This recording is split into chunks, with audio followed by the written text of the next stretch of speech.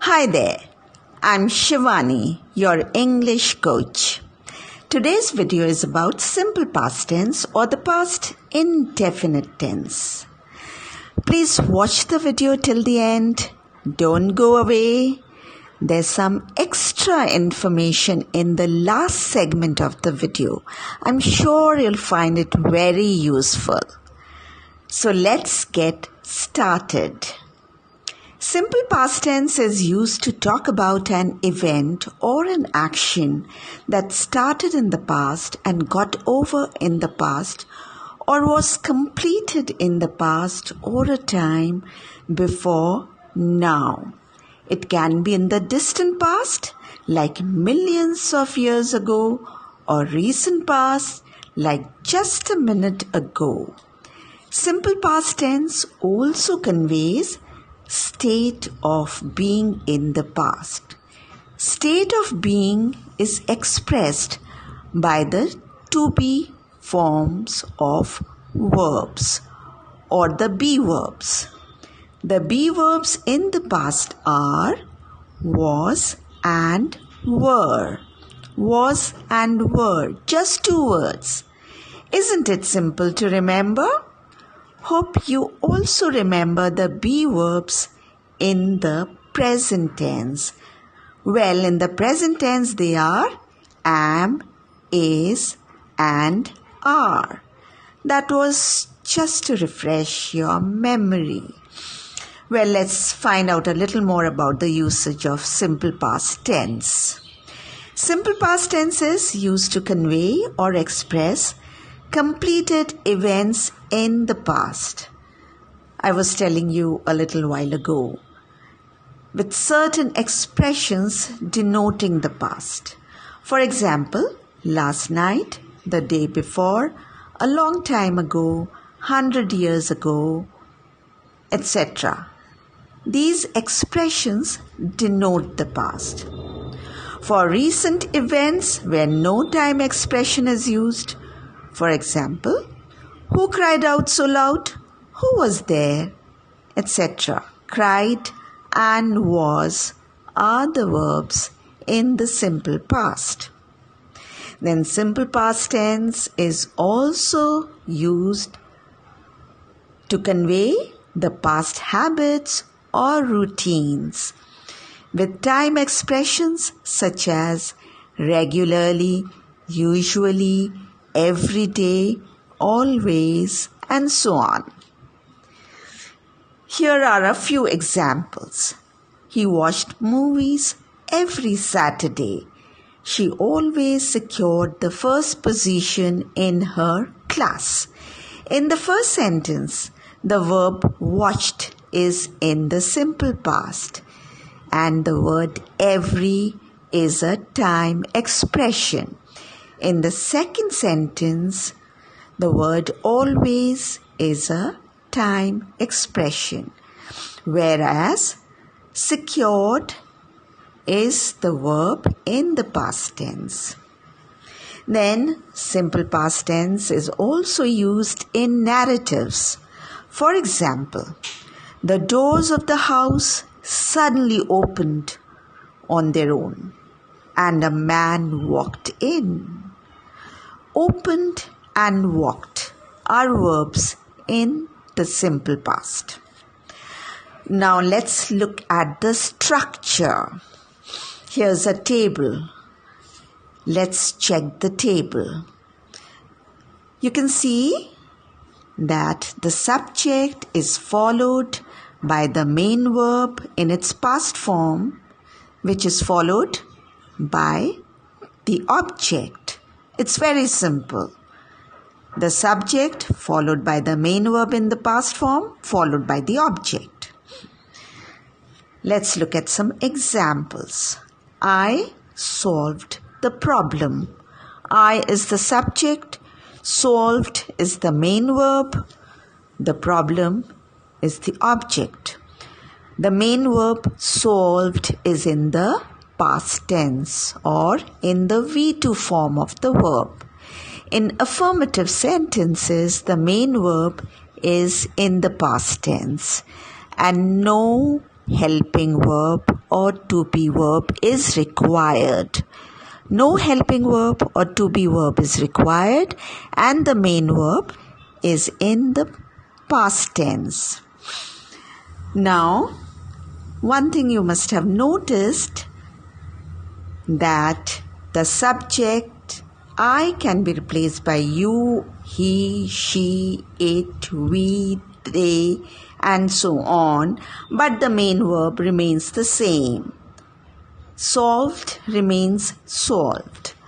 So much easier than the simple present tense, isn't it?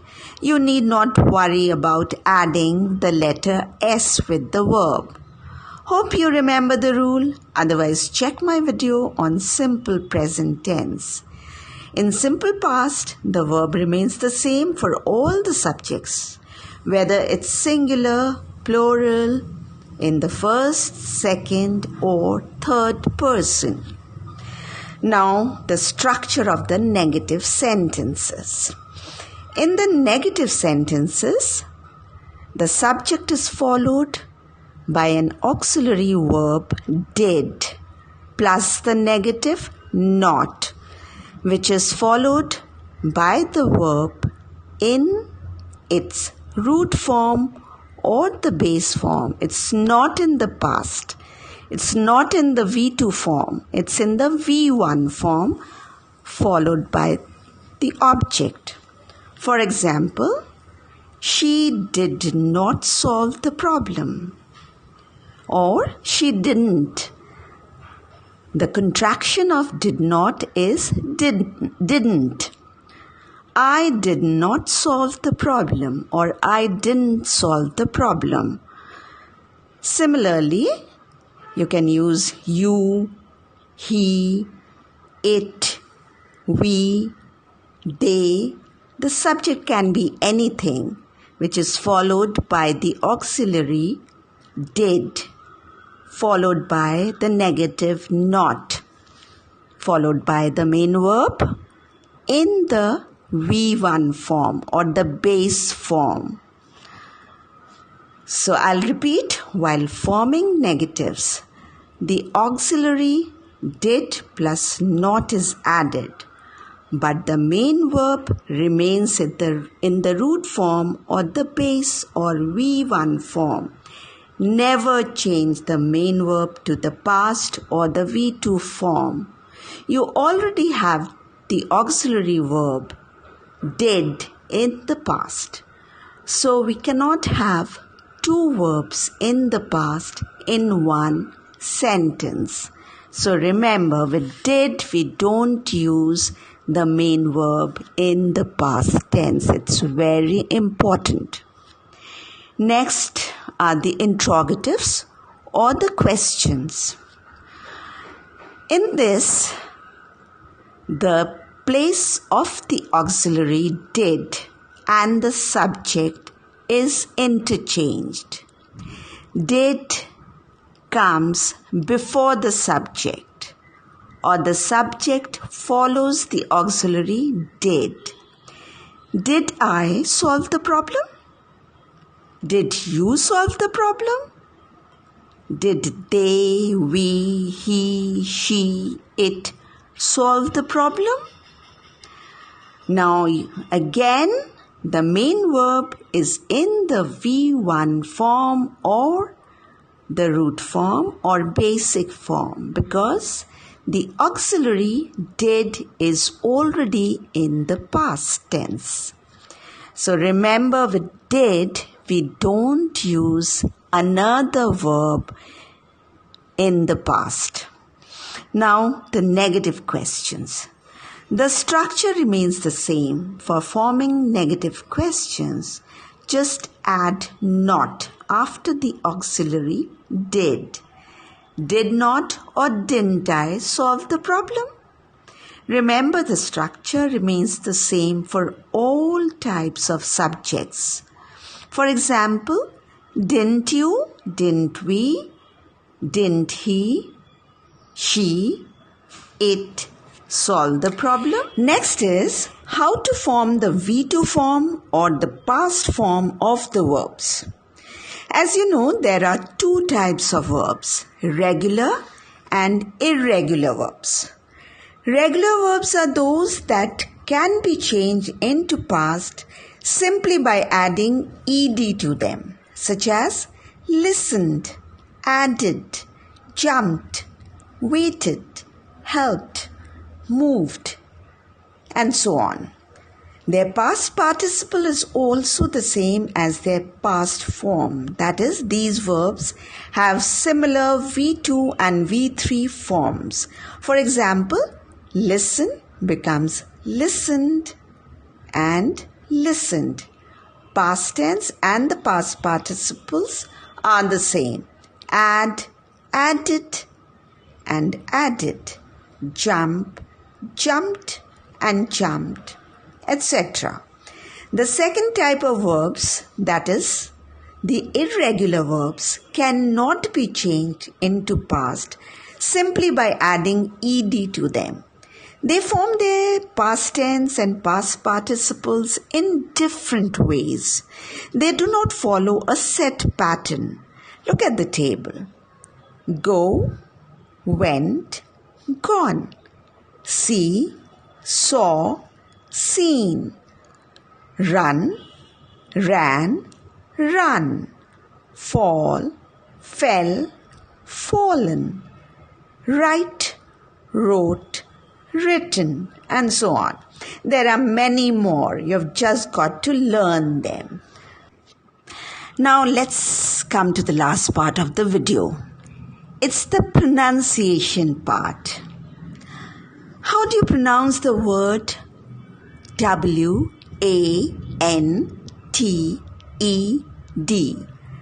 W-A-N-T-E-D. Wanted? Well, it's pronounced as wanted. Wanted. Remember, words ending with T and T sounds end with an id sound in their ed form, such as suggested, decided, needed, etc.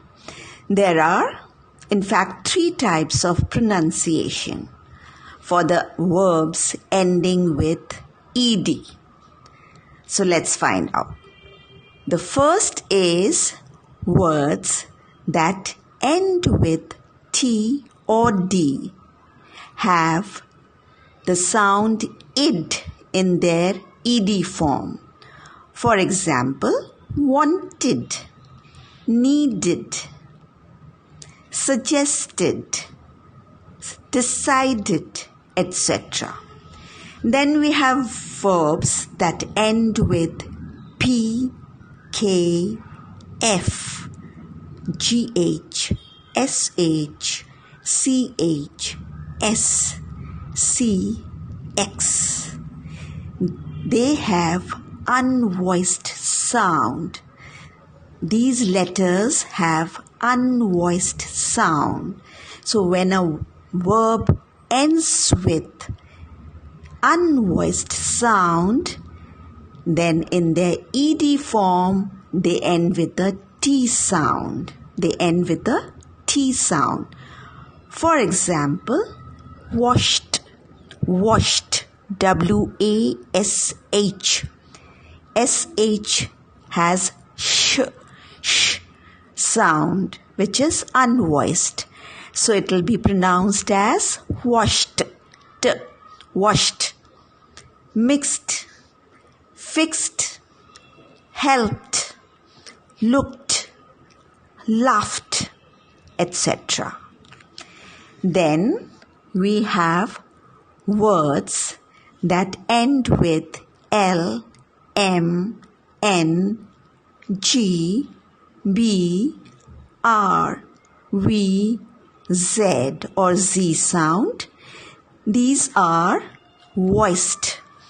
They have voiced sounds and they end with a D or D sound. D or D sound in their ed form. For example, cold, cold, cleaned, bust, buzzed, climbed, climbed. Then we have the vowels, the words that end, the verbs that end with vowel sound also end with a D or a D sound in their ED form. For example, enjoyed, enjoyed, followed, followed, and so on. Hope you found the video useful. That's all for today. Don't forget to share this video. Give it a like. I'm sure you all have subscribed to my channel, isn't it? Haven't you? Forgotten? Oh no, don't forget it today. Click the subscribe and the bell buttons. Click it just now. Done? Thank you. Have an awesome day. Bye-bye.